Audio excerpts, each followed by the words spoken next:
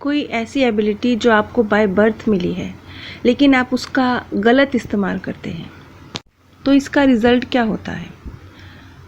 जो भी बच्चे बाय बर्थ कुछ खास क्वालिटीज़ के साथ पैदा होते हैं, आपके अंदर भी कुछ ऐसे गुण होंगे जो कुदरतन तौर पे बिना किसी खास एफ़र्ट के आपके अंदर होंगे। आपने उनको पाने के लिए कुछ विशेष प्रयास नहीं किए होंगे, स्वाभाविक रूप से वो आपके अंदर होंगे। कुछ भी कला हो सकती है, चाहे वो आप अच्छा बोल सकते हो, आप अच्छा लिख पाते हो, आप डांसिंग में अच्छे हों, पेंटिंग में अच्छे हों, कुछ भी हुनर, कोई भी गुण जो आपको लगता है कि बाय बर्थ आपके साथ है। और अक्सर जिन लोगों में ये क्वालिटीज़ होती हैं, वो लोग स्वाभाविक तौर पे उस चीज़ के प्रति अट्रैक्ट होते हैं, स्वाभाविक तौर पे वो उस कार्य को खुशी खुशी करना चाहते हैं। उस कार्य को करना उन्हें काम जैसा नहीं लगता। जैसा कि हमें पता है कि हमारे कर्म हमारी किस्मत का निर्माण करते हैं, तो जो हम अपने जीवन में या पूर्व जन्मों में बहुत अच्छे कर्म करके आए होते हैं, लेकिन हमें लगता है उनका रिज़ल्ट ही नहीं मिला, क्योंकि अक्सर हमारे साथ ऐसा होता है कि हम कोई अच्छा कार्य करते हैं, हमें लगता है हमें इसका रिज़ल्ट ही नहीं मिला। तो ये उन्हीं अच्छे कर्मों का रिज़ल्ट होता है, एक आध्यात्मिक उपहार की तरह होता है। और इस तरह की जो भी एक्स्ट्रा ऑर्डिनरी क्वालिटीज़ के साथ लोग पैदा होते हैं, उन्हें हासिल करने के लिए उन्होंने पिछले कई जन्मों में मेहनत की होती है, लेकिन उनके चेतन मन को इस बर्थ में पता चलता है। जैसे कि कई बार मेरे पास इस तरह के कमेंट आते हैं जिसमें ये कहा जाता है कि हमारा बच्चा पढ़ाई में बहुत इंटेलिजेंट था, लेकिन वो बहुत जल्दी चला गया, तो उसकी इतनी मेहनत व्यर्थ गई, या इसी तरह से और भी कई कमेंट आते हैं।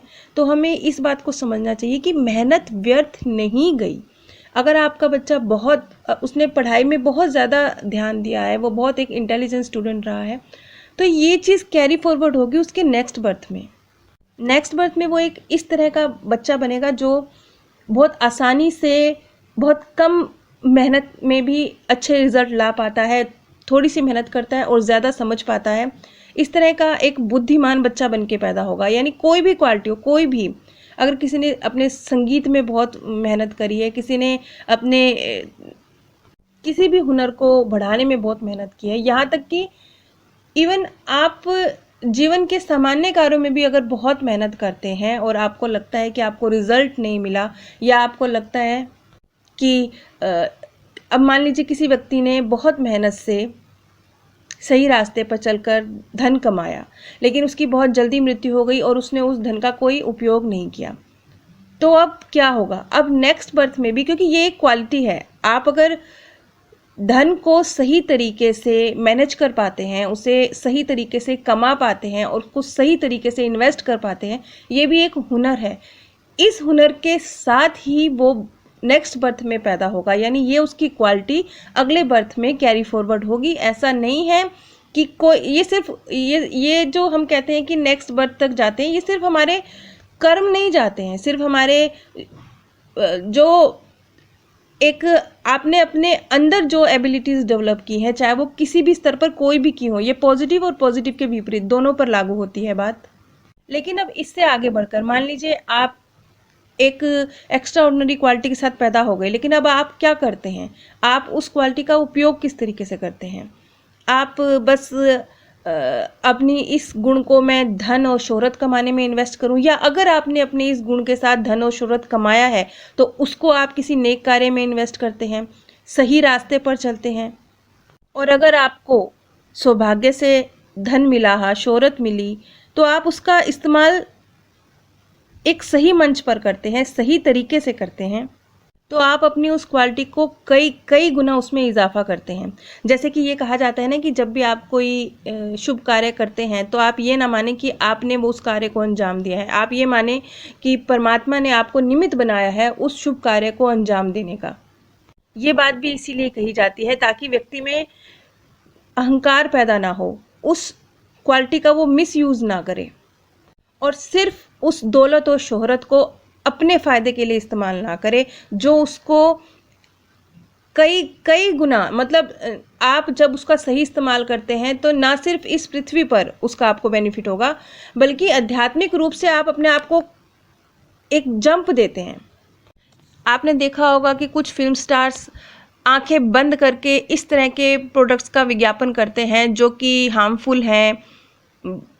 ये कहा जाता है कि ये बच्चों के लिए हैं, लेकिन वो बच्चों के लिए नुकसानदेह हैं। इस तरह के कुछ प्रोडक्ट्स का वो लोग विज्ञापन करते हैं। तो और कुछ इस तरह के आर्टिस्ट भी हैं जो ऐसा नहीं करते, चाहे उन्हें कितना भी ऑफ़र किया जाए। तो जो लोग ये कार्य कर रहे हैं उन्हें पता ही नहीं है कि वो सिर्फ धन हासिल कर रहे हैं इस तरह के प्रोडक्ट का विज्ञापन करके, लेकिन जो गलत असर इसका, जिस भी प्रोडक्ट को आप जिसकी आप विज्ञापन कर रहे हैं, उसका जो गलत असर बच्चों पर पड़ रहा है या समाज पर पड़ रहा है, उसका लॉन्ग टर्म खामियाजा आपको भुगतना पड़ेगा। और जो उपहार कुदरत देती है, क्योंकि आपने उसे हासिल करने में कई जन्मों की मेहनत करी और फिर उसे मल्टीप्लाई करके कुदरत ने आपको दिया, वो कुदरत छीन भी सकती है जब उसका इस्तेमाल गलत तरीके से होता है। नीचे डिस्क्रिप्शन बॉक्स में मैंने आप सभी के साथ अमेज़ॉन का लिंक शेयर किया है। अगर आप इस लिंक के माध्यम से कुछ भी परचेज़ करते हैं तो बिना कोई आर्थिक नुकसान उठाए आप इस ज्ञान के प्रसार में सहयोग दे पाते हैं। मैं उम्मीद करती हूँ कि जिस कार्य से आपको कोई हानि नहीं है, उसका सहयोग मुझे आपकी तरफ से ज़रूर मिलेगा।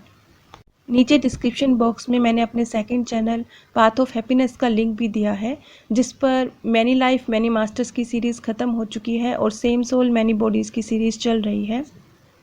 अगर आप इन सीरीज़ को सुनने के इच्छुक हैं तो कृपया मेरे सेकंड चैनल पर एक बार ज़रूर विजिट कीजिए। आप सभी पे परमात्म सौंदर्य, प्रेम और आनंद सदैव बरसता रहे। आप सभी दिव्य परम धाम में स्थान प्राप्त करें। कोई ऐसी एबिलिटी जो आपको बाय बर्थ मिली है, लेकिन आप उसका गलत इस्तेमाल करते हैं,